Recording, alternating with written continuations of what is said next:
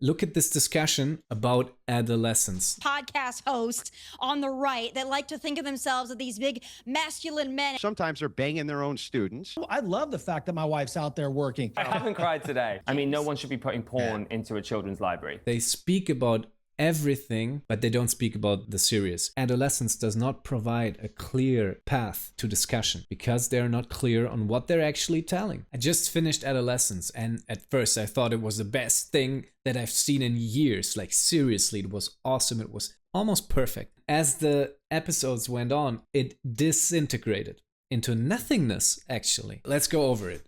First, it's filmed in one continuous shot. Every episode, huge amount of work, preparation, execution, really impressive. So on that front, production value, this show gets a straight A. But my progression of the show was like, first episode, wow, this is freaking awesome. Second episode, it's like, okay, massive effort with the school, so impressive. 50 minutes of complex, multi-extra, multi-character and multi-camera stuff, insane. But I thought like, oh, now I see what it's about. Like, oh, wokeness incoming. Oh, wait. And you see also where the show starts to drop off. I'm gonna go over that. And then third episode, I'm thinking like, okay, not so woke actually. It's about the therapist making an assessment. It's still about masculinity, toxic masculinity. So it has some woke undertones, but easy. And you think like, okay, they're actually just trying to assess what's this dude like? Why did he do it? Or why might he have done it? Doesn't leave us with a conclusion. And then last episode, just no resolve at all. It's just, it disintegrates into nothing. It's about the parents, and of course, interesting story, but that is handled in like 2 frames, 2 shots of them dealing with the consequences of never finding peace again in this town and coming to terms with their son being a murderer. They just sob, and painful to watch, man. It's well acted, like Stephen Graham especially, but all these guys, they do a fantastic job. They're fantastic actors, but not interesting to watch. It's like I had all this already in my head. I did not need to see that. And they just dragged on, and I'm thinking like, okay, there's got to be some kind of reveal coming, and there's nothing. There's just nothing. Okay, now let's get into the weeds. I've got some small samples here. I want to show you on the one hand what I think is extremely well done, and on the other hand what I think is not so well done. In my humble opinion, of course. Now let's go. First thing, Adolescence is the perfect marriage between theater and film. What it does is it marries both that live kind of natural fiery nature and the excitement of stage with it being live, but you also have that beautiful kind of technical element of film and television acting, which is naturalism. Best of both worlds. And what I love the most about it, that's a personal thing or an actor thing. I love the offstage moments. You're just waiting for your entrance or for the play to begin, and you're offstage behind the curtain at the side of the stage, and you wait for your moment to enter. And for example, we have this here. After you. Thanking you. Good morning. Morning. They had some little off-screen time, and then they prepared, and they maybe get freshened up or something, and then they are together and timing their entrance again. And I just get giddy thinking about it. Like, they can do whatever they like. Sometimes I like to make jokes or be loose. Sometimes you have to prepare to get in the role or stay in the role, and like, you're just a little nod, like, okay, we're going. I love those moments. This makes the show, for me, like a dream come true to work at. Coming from theater, I have no problem with learning lines and stuff. That might be a little more off for only film actors, but I think that's the perfect marriage of both worlds. And well acted. We can go over some things in acting. Arrest approximately 25 minutes ago. That's my personal record broken then. Heard you made a mess of the house. Yeah, sorry about that. The solicitor, this guy, the public defender who is assigned. This is a very naturalistic, very realistic, and very charming, I think, perfect depiction of a lawyer, especially a public defender, not like a private, like that you can buy, who's really expensive. My wife is a state attorney, and she knows a lot about, obviously, because it's her job, dealing with lawyers as like public defenders. She knows dealing with the police, and she knows private lawyers. She actually says this is a pretty perfect depiction. This actor does a tremendous job, and of course it's the writing as well. This guy is the perfect public defender who is like assigned to these cases because the police would like him. The police likes this guy. Now, they sit here and they're a little standoffish, so they don't really like giving him information, but he's still the guy. And I think that's also kind of bad. It's kind of trying to show that they're different sides, but they're really not. They're working at the same thing here. And they, of course, don't have to give him information, but they don't have to be so standoffish because this guy is really nice. And he is just like perfect marriage of professional, but easy. He makes a joke in the beginning. He's empathetic to the family and to the accused, but also not unprofessional. He keeps his distance, but he's also nice and he knows his stuff. So he knows what to do. Business as usual. You can see that they do that all the time. For me, it was my favorite part of the show, this guy. All right, okay, samples first, but then a chat. I want to have a look at this kid first. Don't be so excited. I'm not excited. Makes you look like a bit of a prick. Just one last thing. What? So that's perfect banter, that's perfect chemistry, and it's very easy and natural, and we're completely captivated. That is the thing. That is what comes to mind. When I watched the first episode, that was the word, captivating. I was completely in it from the moment it started to the moment it ended, and I wanted to know what is going on. No over-the-top moments, no over-the-top feelings and showboating, just story, and we want to know what happens. And these guys, they facilitate that in this effortless charm and also professionalism. It's not like it's a humorous setting. It's completely serious, but they make it light yet professional. Incel stuff, you know what that is. Involuntary celibate stuff, it's the Andrew Tate shite. Yeah, and look at this. There's some example of when the wokeness or the message gets into the way of the story and acting. I think that's just bad acting and directing. It's like, it's the Andrew Tate shite. It's like completely overpronounced. It's you see the actress, and probably promoted by a directing, is trying to make a statement about the thing, and not the character is trying to make a statement. The character would just say it's this Andrew Tate shite. You know it? Andrew Tate shite. He wouldn't say it's these and then she's overacting a little. I don't really like her performance in this, but there you can see where the statement actually gets in the way of the story of the character, because she's like looking here. It's this Andrew Tate shite. Like, Right, the perpetrator always gets the front line. A man raped a woman. Yeah. Katie isn't important, Jamie is. Everyone will remember Jamie, no one will remember her. That's what gets to me. It's our job to understand why.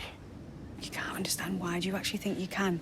You're not gonna know why, mate. Look at all the things we've seen, you are not gonna know why. You just won't. Okay. what the hell? This is where the writing gets really bad. You see the actors just standing around.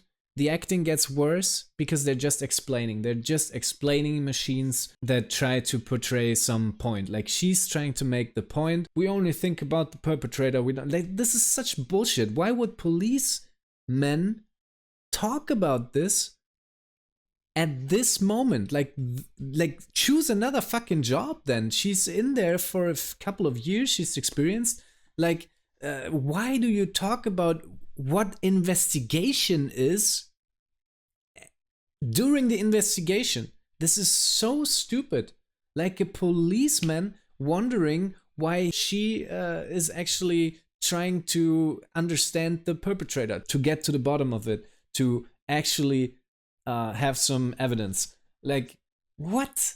This is where the wokeness came creeping in, and I thought like, oh, this is bad, because now the story is not progressed. It's like, what the hell are we doing?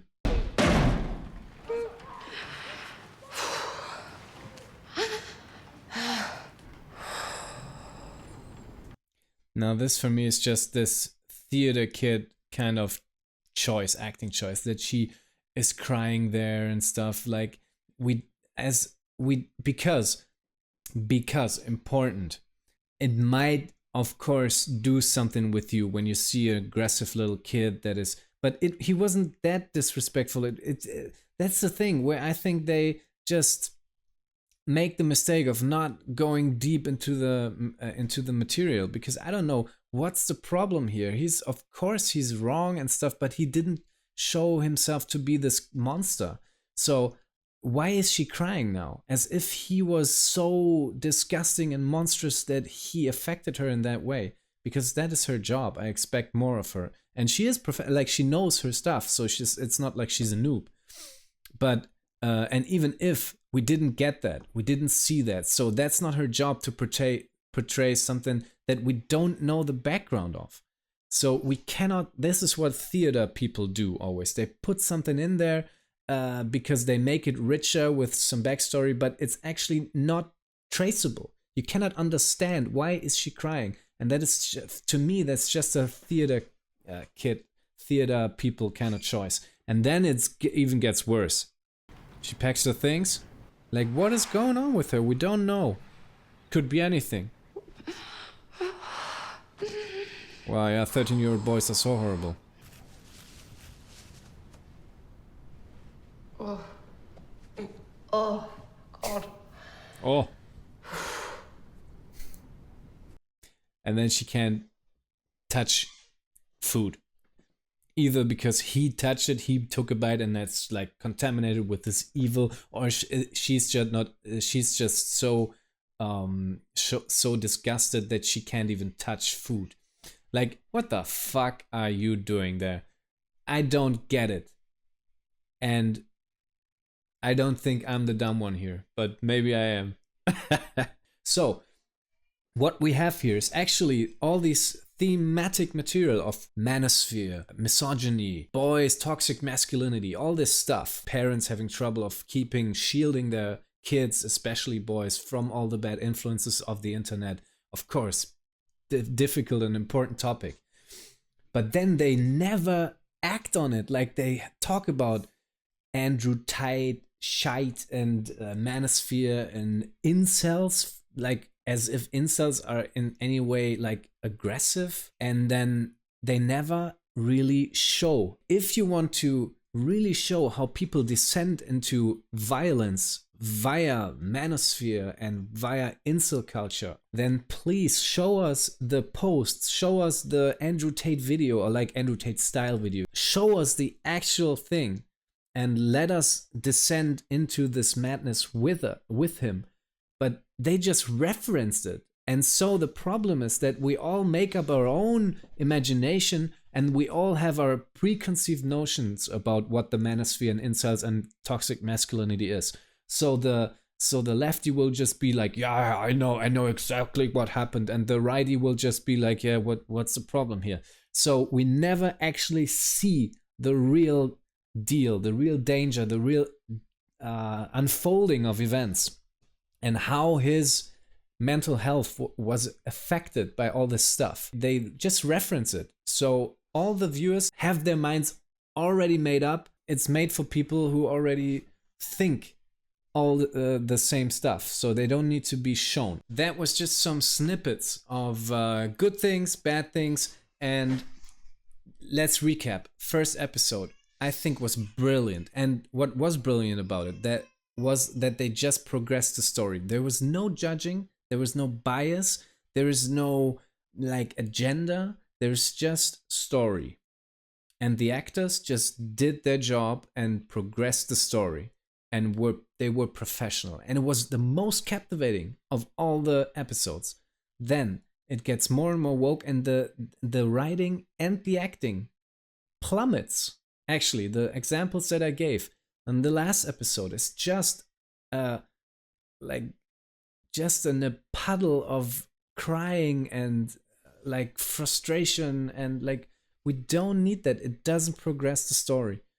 And I actually want to know what's happening with this boy, or why did he do it? Like, get deeper into it. And you can say like, I'm not gonna give you all of it, like some things cannot be completely explained and stuff. Okay, but this is not enough for me. So they started off really, really well. And it was the unbiased part and the story progressing part that got the job done. And then they descended into agenda. And you see it when the acting drops. It doesn't make sense what the actors are doing. Still impressively done. But they could have done so much more with that.